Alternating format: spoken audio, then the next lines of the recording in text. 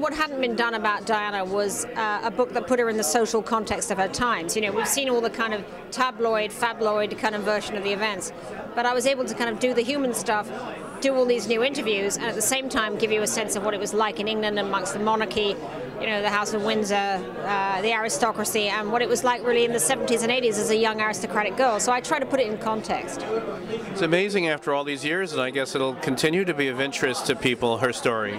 Well, the inquest rages on, you know, it makes news every day, and it's still interesting to hear. I mean, there's nothing really new coming out of the inquest, nothing that, in a sense, has contradicted anything I've said in the book.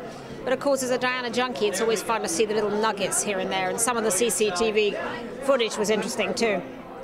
So, Tina, as a media observer, there's a lot going on, good and bad, and there's a lot of transition in the media world, and magazines and newspapers and online, and small companies bubbling up and doing different things. As a media observer, what do you think that's sort of interesting now, or what we might see developing?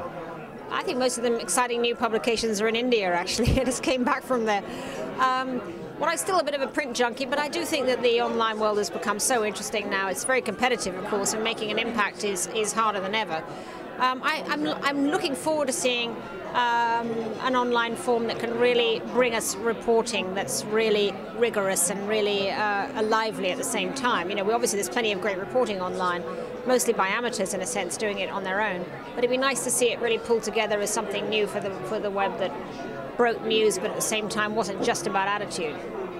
What do you think about Arianna Huffington's success? It's pretty extraordinary. I love it. I mean, I was a very, very old friend for 30 years of Arianna, and I'm thrilled. I think she's been fearless, and she's done something wonderful. You know, I'm so happy for her.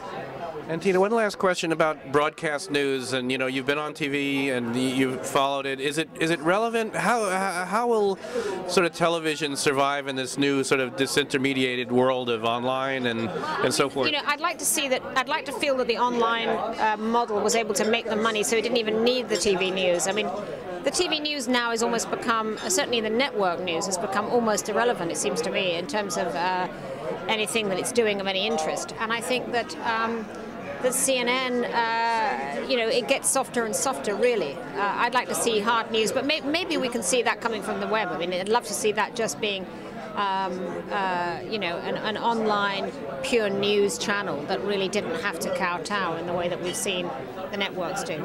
Absolutely. All right, well, thanks for stopping by, and good luck with everything. You know, you've been on TV and